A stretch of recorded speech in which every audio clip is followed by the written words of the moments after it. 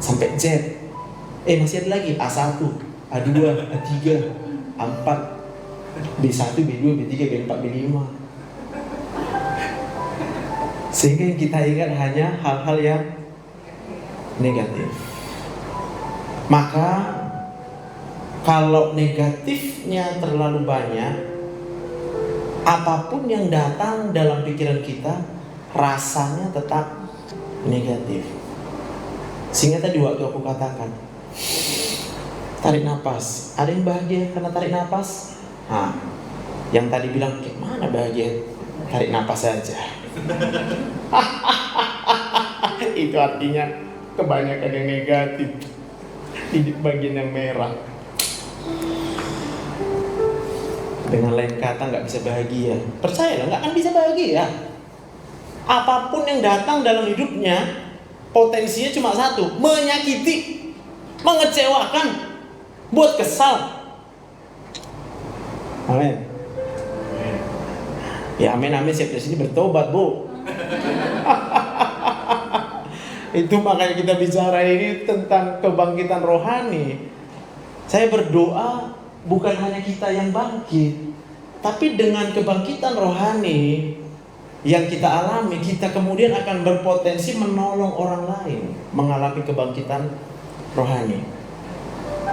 Nah, singkat penjelasannya, ketika orang memikirkan terlalu banyak hal yang negatif, maka saraf tadi itu terhubung ke sini, seluruh organ tubuh.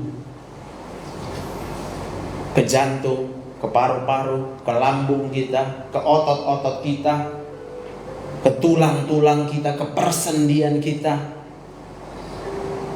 Maka yang kita rasakan adalah nyeri. Yang kedua, kita bisa rasa lemas, gak ada tenaga.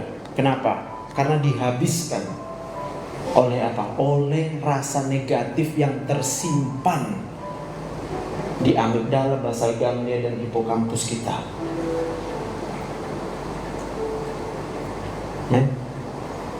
Bangun pagi yang langsung terasa sakit pinggang, tapi pulang nanti dari sini, besok bangun pagi yang terasa, makasih Tuhan masih hidup aku.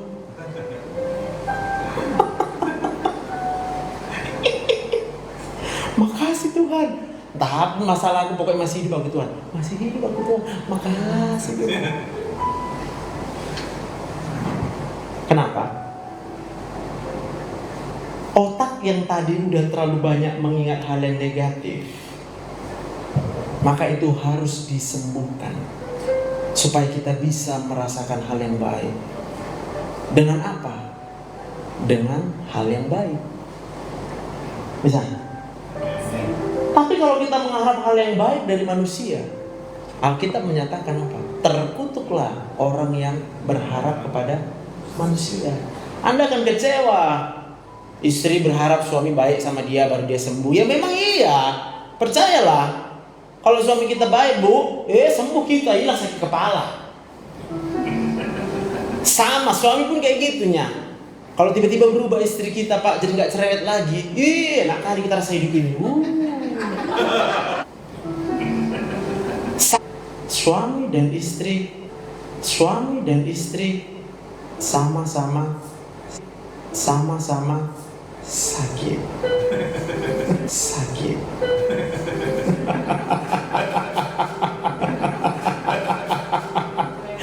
Itu sebabnya kita akan bertemu dengan keadaan, kok tambah lama aku berumah tangga? Lanjutlah.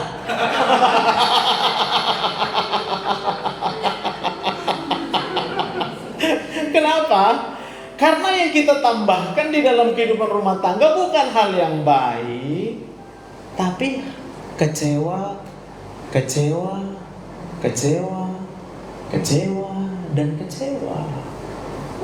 Kalaupun kita rasakan ada hal yang baik, katakanlah sekali seminggu lah udah baiknya. Pas mau ke gereja, ayo ke gereja. Enak kali dengar saya kan sembuh Pak sedikit gitu. Sedikit lah. Karena mulai dari Senin, Selasa, Rabu, Kamis, Jumat, Sabtu, ambil dulu ini. Tolong dulu aku ini. Saya ada lihat kemarin di TikTok itu ya. Ibu-ibu kalau nggak ada bapak-bapak, katanya ya kan, angkat beras, ngangkat ini, sanggup dia. Yang kayak sendiri semua. Ya kan? Tiba-tiba suaminya ada di meja makan, lagi makan kerupuk. Diambilnya ada botol. Pak, tolonglah bukakan.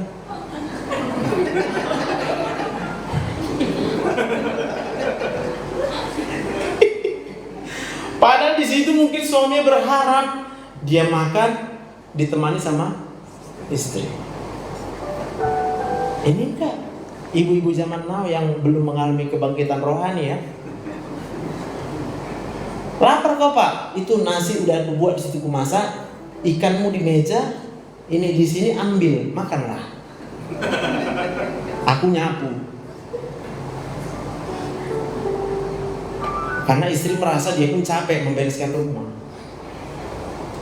Lalu apa yang terjadi? Makanlah suami dengan ya biasa aja mungkin, tapi dia nggak ngerasa ada istri. Lalu kemudian satu waktu dia pergi ke kafe, dia duduk, didatengin, Pak, lapar, mau makan apa? Di sini. Lalu si suami lihat wajah senyumnya, kok enak kali ya. Oke, besok-besok dia cari tempat yang sama, cari tempat yang sama. Padahal makanannya belum tentu lebih enak di situ. Ini dibilang enak terus, gak tahu istrinya bukan makanan enak yang diperlukan. Yang diperlukan itu ditemani sama istri.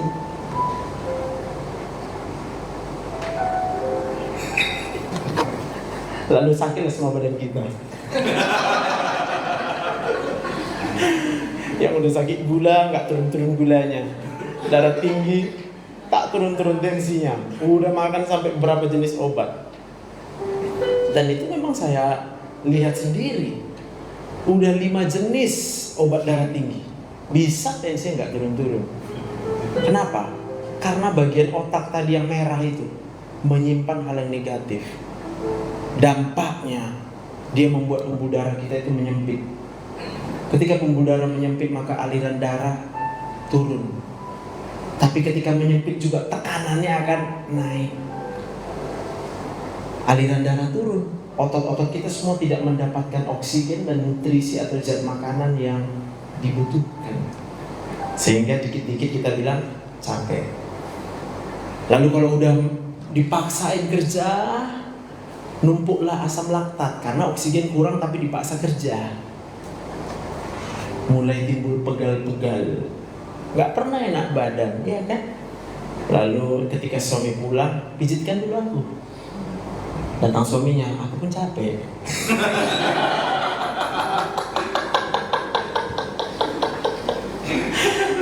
Maka apa yang terjadi?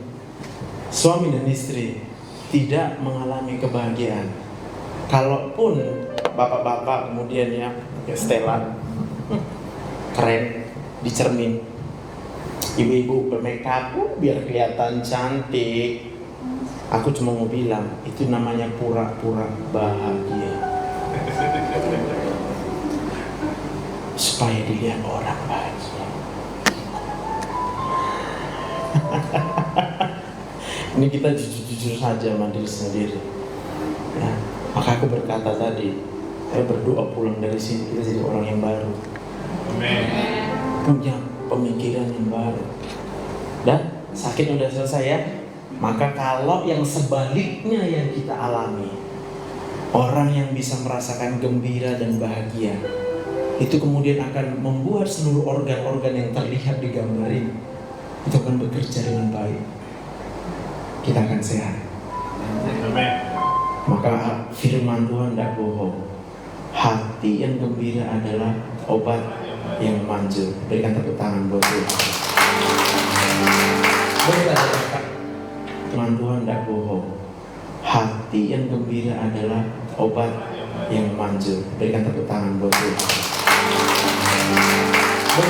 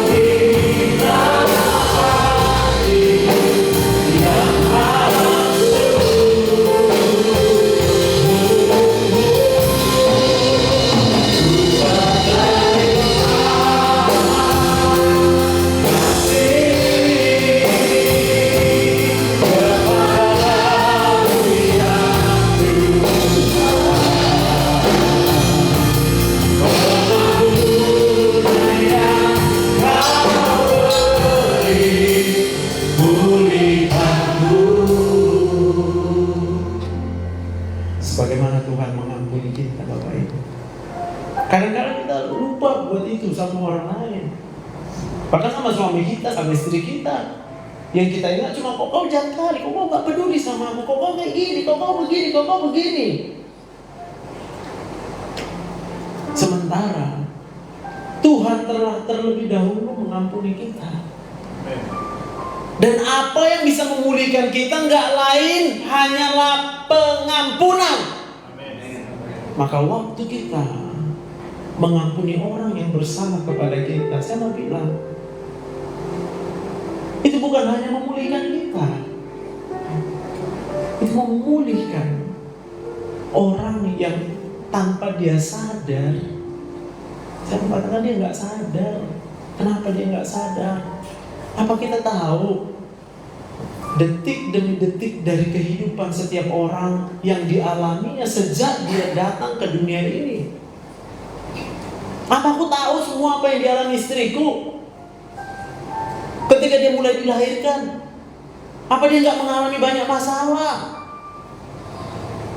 Mengatakan kadang-kala, seringkali semua kepahitan dari masa kecil itu kemudian terbawa.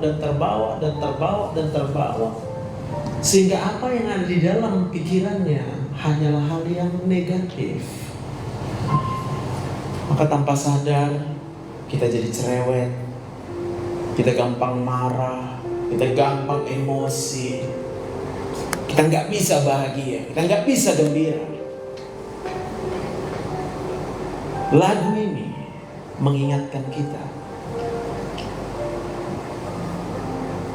pernahkah kita merasakan bahwa kita dimaafkan dan diampuni? Ada yang nggak pernah merasakan?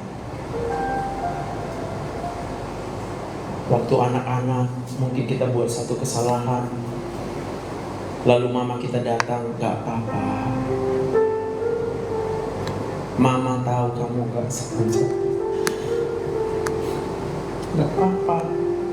Tapi coba lihat seorang mama yang sedang sakit hati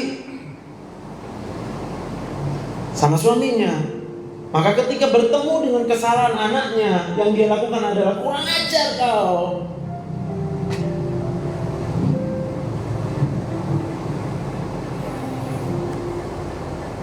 Apa yang membedakan kita dari orang yang tidak percaya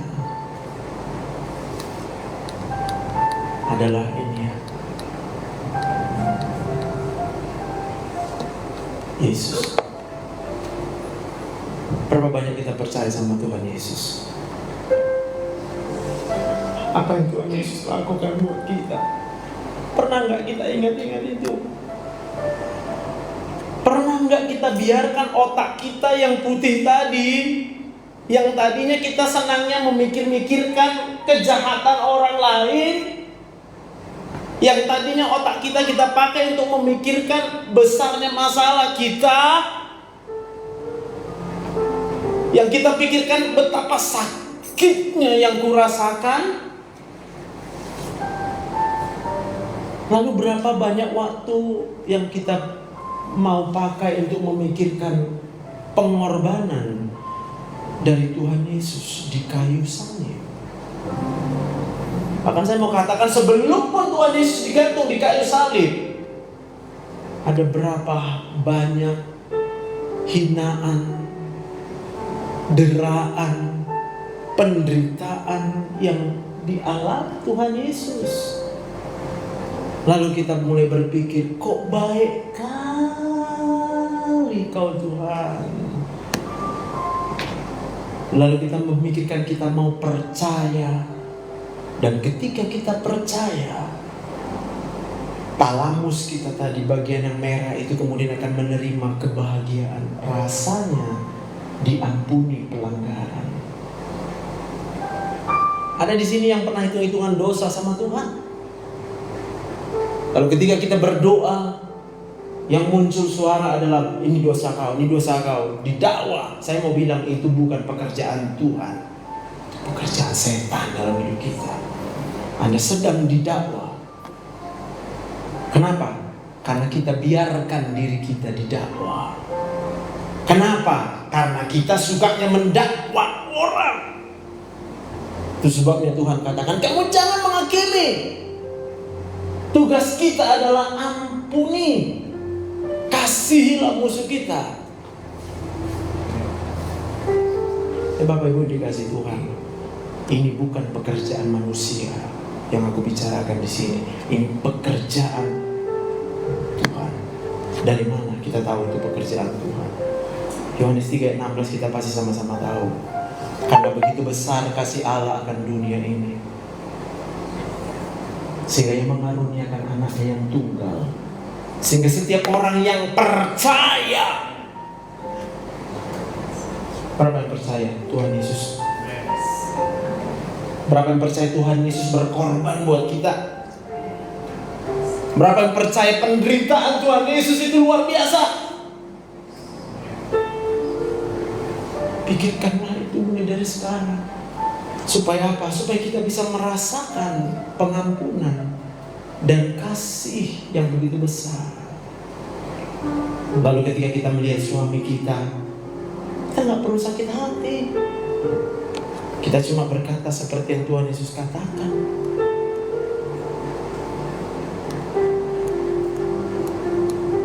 Oke. Ingat perkataan Tuhan Yesus. Apa? Ya Bapa, ampunilah mereka, sebab mereka tidak tahu. Coba aku tanya, ada rencana Tuhan Yesus mau kasih tahu semua kesalahan dunia ini? Dihitung-hitung terus? Enggak.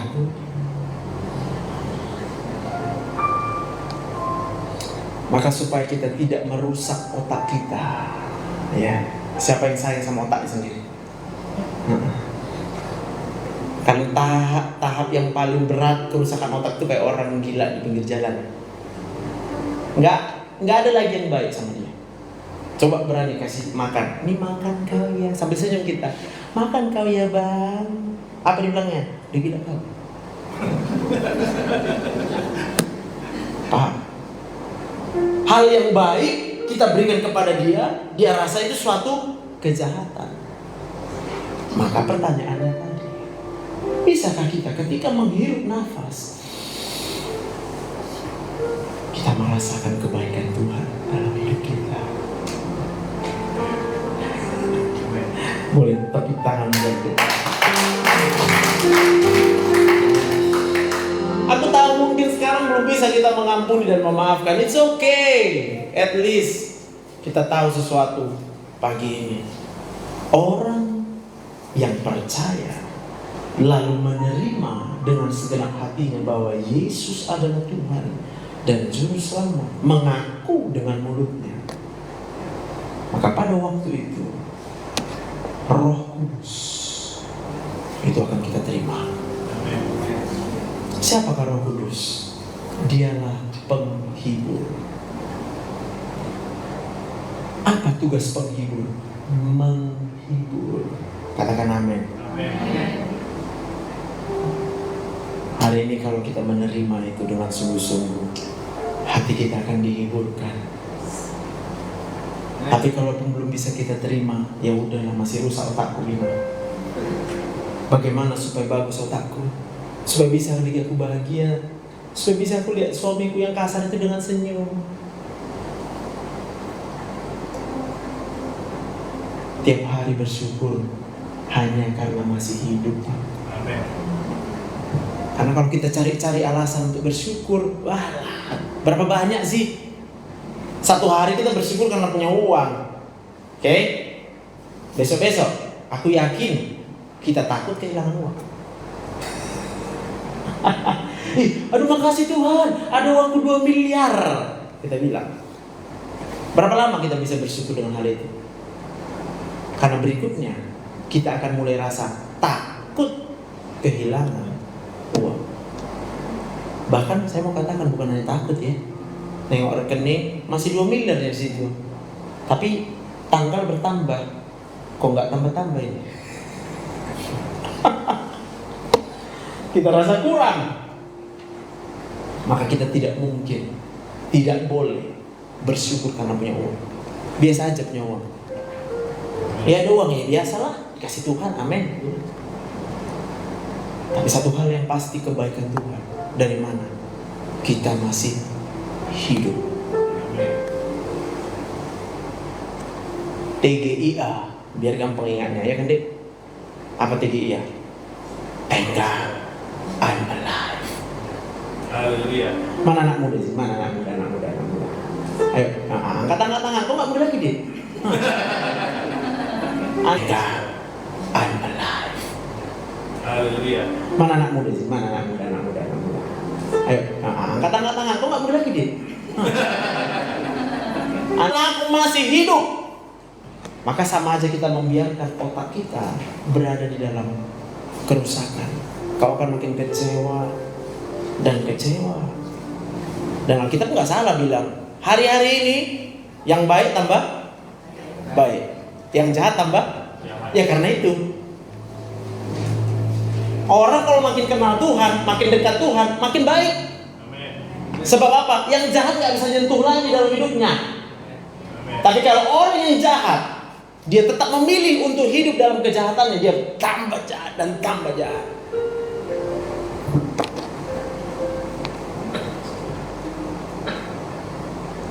Mungkin ada sakit hati sama orang, bukan mungkin, pasti itu. Sama-sama kita ya. Ada nggak di tempat ini yang kita nggak pernah disakiti orang? Kan nggak ada kan? Berarti semua kawan kita dia. Aku ganteng-ganteng gini pun ada yang menyakiti hatiku. Tapi apa yang kulakukan? Ya Tuhan ampunilah dia, sebab dia nggak tahu apa yang diperbuatnya. Kuanggap aja lagi rusak otaknya. Lalu pertanyaannya, ketika kita sudah menerima Roh Kudus, tetapi penghibur yaitu Roh Kudus yang akan diutus oleh Bapa dalam nama-Ku, dialah yang akan mengajarkan segala sesuatu kepadamu dan akan mengingatkan kamu akan semua yang telah Kukatakan kepadamu. Haleluya. Itu sebabnya pulang dari sini kita jadi orang yang bisa senyum. Mengingatkan kamu akan semua yang telah Kukatakan kepadamu. Haleluya. Itu sebabnya pulang dari sini kita jadi orang yang bisa senyum. Aku udah ke gereja tadi, tapi nggak bisa senyum. Udah anggap aja ototnya kah? Obat otot kaku apa ya? Latihan lah.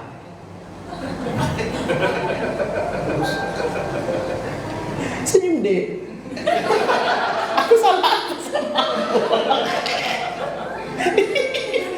Gak siap membuat bapak belum senyum kalian dua. Lihat dulu aku. Lihat lagi. Gak maaf ya.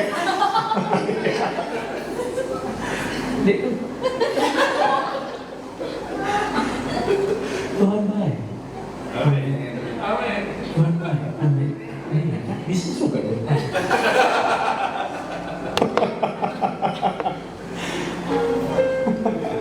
Ada yang gak bisa merasakan kebaikan Tuhan? Ada, sejujurnya. Itu apa tandanya? Masih rusak otaknya. Maka apa yang harus kita lakukan? Kita perbaiki otak kita. Tandanya kita ke gereja.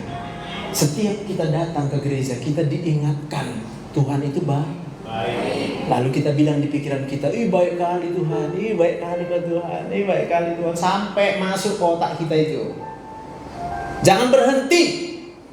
Aku bilang, jangan berhenti sampai Anda, Bapak Ibu bisa merasakan kebaikan Tuhan. Amin. Dan buktinya kita bisa rasakan kebaikan Tuhan.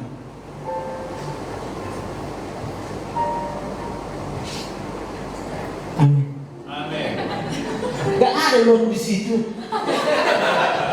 Aku di sini.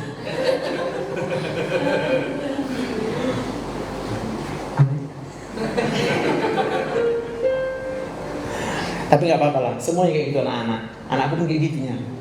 Ya, kemarin dia datang ke kamarku beberapa hari lalu, sedih dia. Tapi bukan sedihnya yang kulihat, dia ngadu, tanganku gatal Pak, gatal kali. Ini kalau gatal, itu sebenarnya tanda ada yang buat dia stres. Karena saya juga mengalami. Jadi ada titik-titik di jariku ini. Kalau aku stres, pasti dia gatal. Aku garuk terus. Kalau aku bilang sama dia, kenapa? Kamu lagi apa? Lagi ngerjain PR, Pak.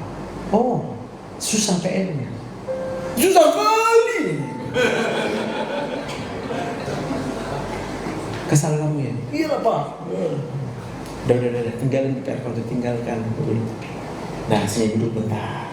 Dor, coba bilang, terima kasih Tuhan, aku masih hidup. Dia, kok dia kan cuma mau bilang itu. Ya. Nanti aku bilang di kamar, loh kamu datang sama papa. Bilang itu aja nggak mau, malu. Pak, kenapa dia malu? Karena memang selama ini dia tidak pernah bersyukur kalau dia masih hidup. Dan itu membuat otaknya menjadi berat dan sungkan. Aku gak salahkan siapapun yang belum bisa senyum pulang dari tempat ini. Ya Bapak, ampunilah mereka selamanya.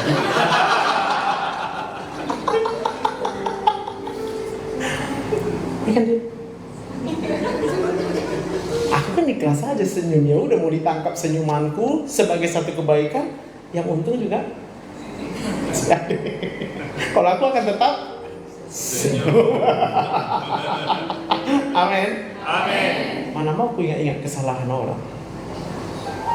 Tapi waktu kita mengingat kesalahan orang, kita jadi stres. Ya, aku mengingat. Itu tadi aku bilang gatal. Ini apa? Kapan gatal? Kalau yang ku ingat besarnya masalahku. Kalau ku ingat, kok jahat kali orang itu. Lalu apa yang kulakukan? Ku ingat kebaikan Tuhan Yesus. Tuhan, kau sudah mengampuniku. Tapi yang pasti bukan hanya aku yang diampuni Tuhan. Seluruh dunia ini pun sudah diampuni Tuhan. Amin. Karena apa? Karena Tuhan mengasihi seluruh dunia ini. Lalu, kenapa aku harus mengukur kejahatannya? Aku harus mau berpikir seperti Tuhan memperlakukan diriku yang tidak pernah menghitung-hitung kejahatanku. Maka Roh Kudus itu bekerja di dalam hati kita. Dia berikan penghiburan. Wah, enak kali. Mulai kurang gak takut. Haleluya, Tuhan kau baik. Kau baik. Ku nyanyi lagu, ku baca Alkitab. Sampai apa? Sembuh sendiri otakku. Dan waktu aku bisa mengalami kegembiraan di tengah-tengah persoalan itu, saya mau katakan sakit kepala hilang, sakit pinggang hilang. Bahkan di detik ini pun aku sedang merasakan sakit di pinggangku ini. Kenapa? Karena masih ada di otakku yang kuukur persoalanku. Ini besar nih persoalannya. Lalu apa yang harus kulakukan? Aku harus melawan itu. Dengan memikirkan apa? Aku punya Tuhan yang besar kok.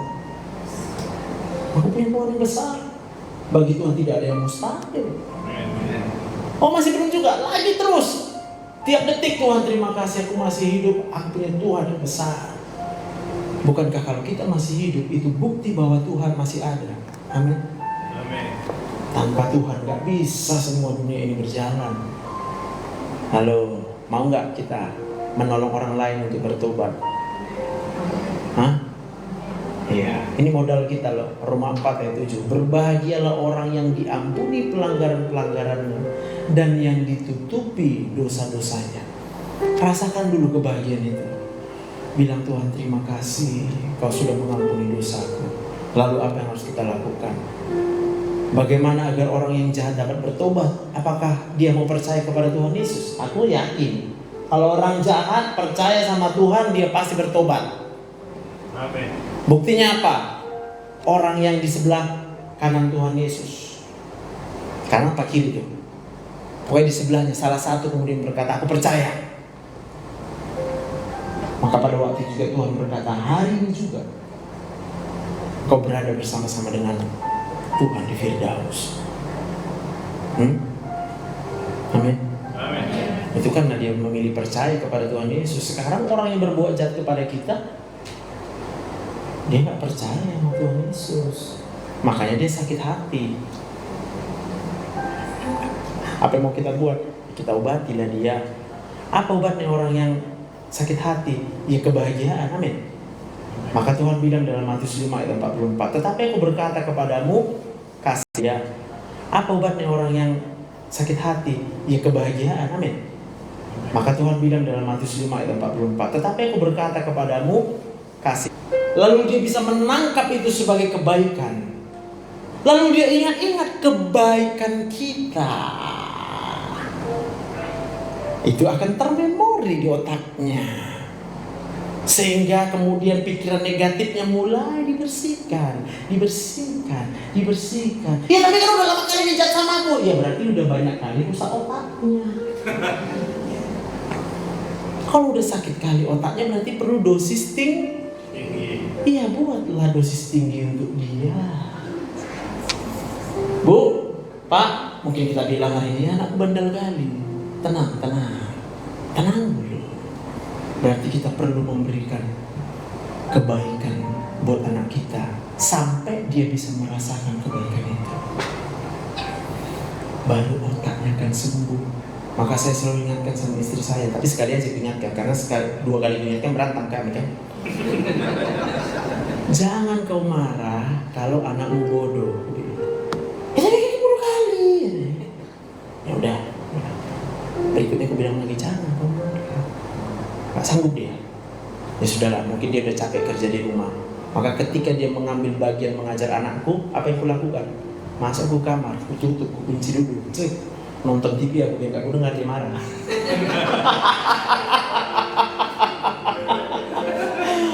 Lalu tiba-tiba diketuk, tek. Oh berarti udah siap.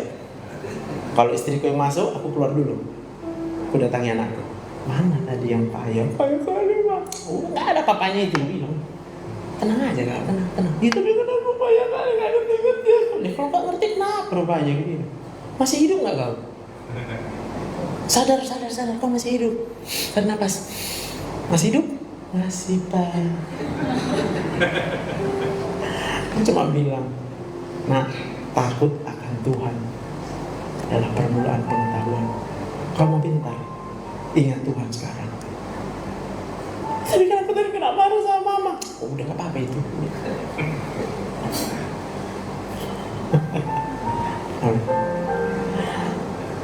Gak apa-apa itu. Gak apa-apa, masih hidup kita. Kita berikan dia apa? Kesabaran. Semalam kausku kasih itu sabar. Jangan pernah berpikir mengasihi itu dengan rumit-rumit. 1 Korintus 13 ayat 4 langsung itu kok dibilang kasih itu sabar. Kalau kita mengasihi seseorang, sabarlah dengan dia. Kalau keluar dari mulut kita, sabar itu ada batasnya. Tenang, otakmu lagi rusak.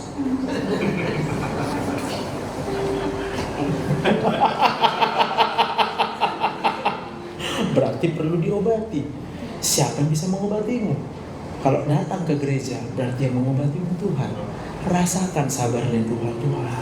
Terima kasih kau masih kasih aku hidup. Mengobatimu. Kalau datang ke gereja, berarti yang mengobatimu Tuhan. Rasakan sabarnya Tuhan. Terima kasih kau masih kasih aku hidup.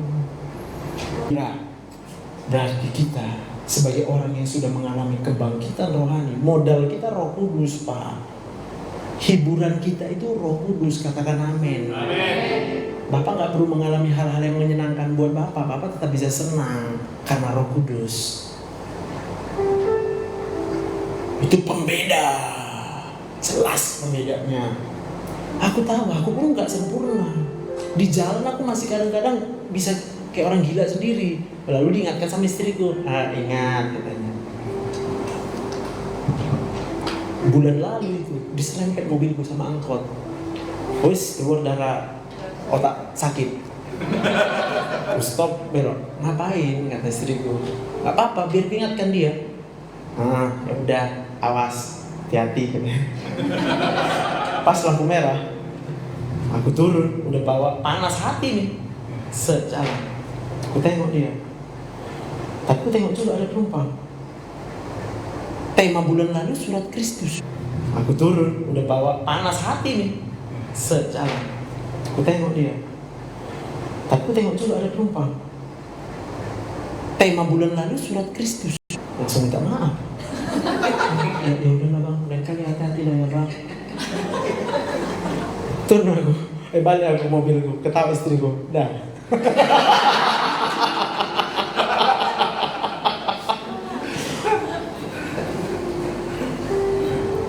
Selama aku belum mengampuni dan memaafkan si supir tadi, otakku pening nih.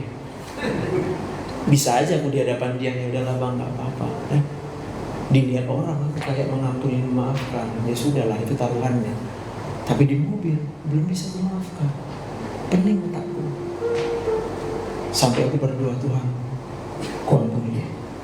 Hidupku bukan ditentukan dari dia kok. Hidupku Tuhan yang jaga. Kalau kena ya udah kena.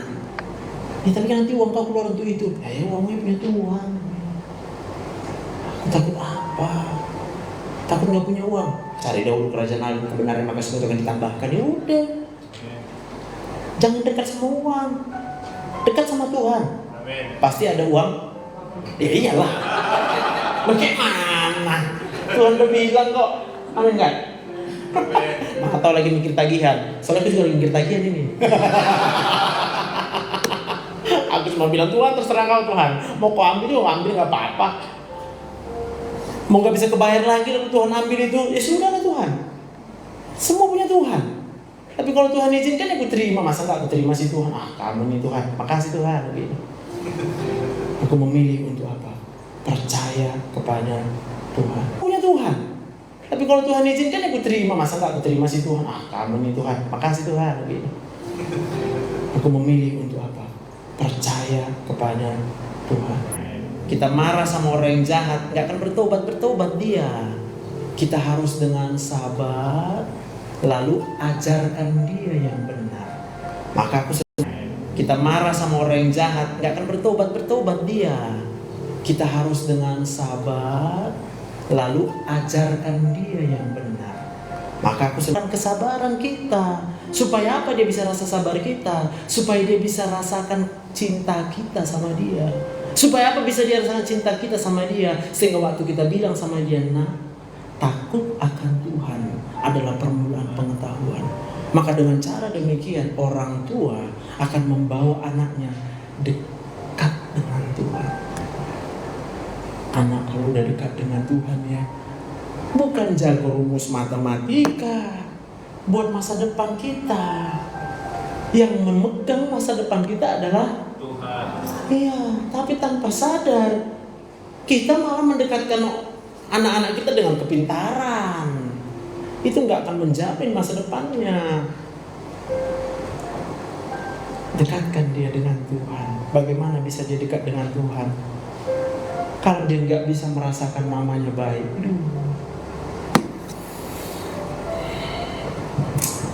mengerti, katakan amin. Amin. Lalu, tetapi jika seterumu lapar, berilah dia makan. Kasih makan tuh orang yang lagi jahat. Tapi pas dia lapar, Kak, tenang. Kan orang gak terus-terusan lapar ya kan? Gak terus-terusan kenyang maksudnya, iya kan? Ada waktunya dia kan lah. Nah waktu dia lapar, undang makan. Sini, makan yuk. Waktu dia haus, beri dia minum. Supaya apa? Dengan berbuat demikian, kamu menumpukan bara api di atas. Nah, supaya dihangat-hangatkan dia lagi oleh Roh. Haus, beri dia minum. Supaya apa? Dengan berbuat demikian, kamu menumpukan bara api di atas. Nah, supaya dihangat-hangatkan dia lagi oleh Roh. Orang yang menunjukkan kasih Tuhan itu kepada dia. Perkenalkanlah Tuhan kepada orang yang berbuat jahat kepadamu. Yang mengerti, tepuk tangan buat Tuhan. Betapa besar, mari kita bangkit berdiri. Kasih pengampunanmu Tuhan, tak kau pandang hina hati yang hancur.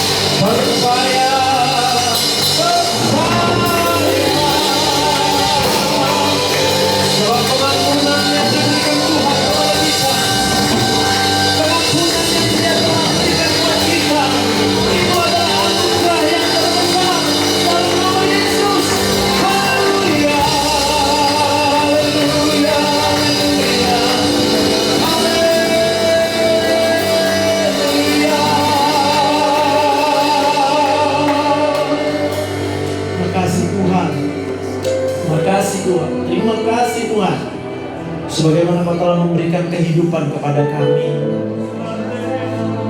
itu tanda cinta Tuhan buat kami.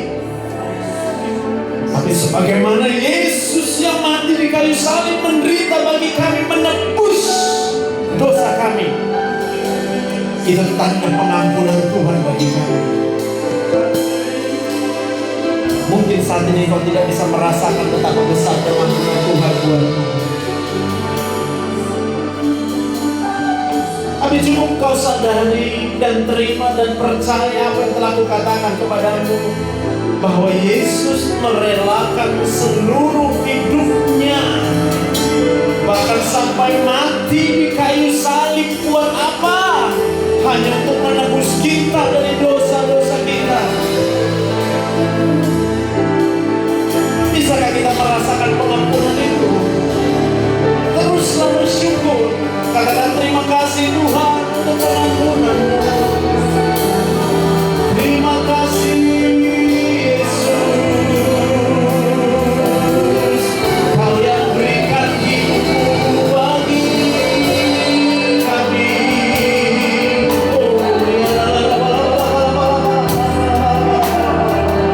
Terima kasih Tuhan. Dan saat ini kalau Kau mau lepaskan pengampunan bagi orang-orang yang telah menyakiti hatimu, lepaskan pengampunan untuk yang telah mereka perbuat, lepaskan pengampunan untuk yang sampai dengan hari ini masih mereka perbuat, lepaskan pengampunan bahkan sampai besok, bahkan sampai selama-lamanya. Apapun yang dia kerjakan dalam hidup kita, mungkin itu menyakiti hati kita, kami mau melepaskan pengampunan di dalam nama Yesus. Haleluya. Terima kasih Tuhan. Kami mau merdeka, kami mau dibebaskan. Haleluya.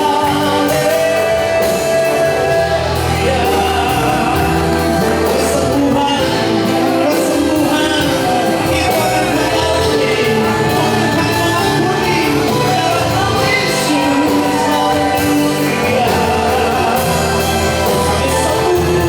Kami sembuh dalam nama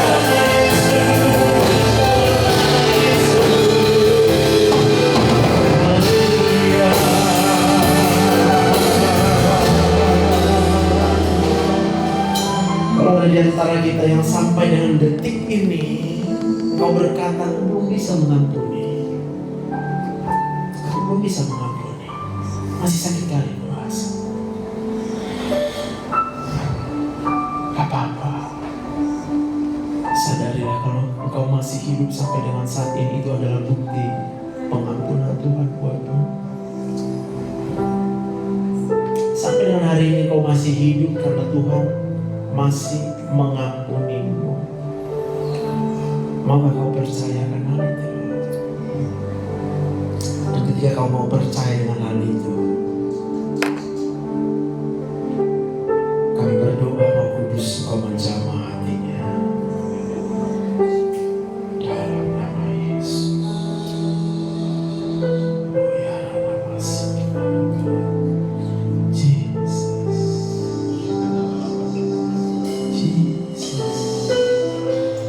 Roh Kudus, sembuhkan kami, sembuhkan kami dari setiap luka-luka kami. Engkau penolong bagi kami yang membuat kami mampu mengampuni orang yang bersalah kepada kami. Terima kasih. Terima kasih Tuhan.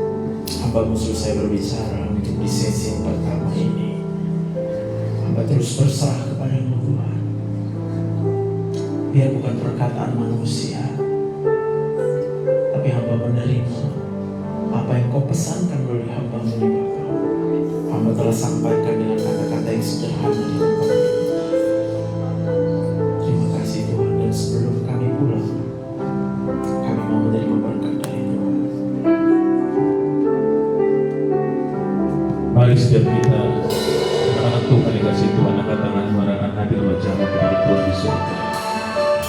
terimalah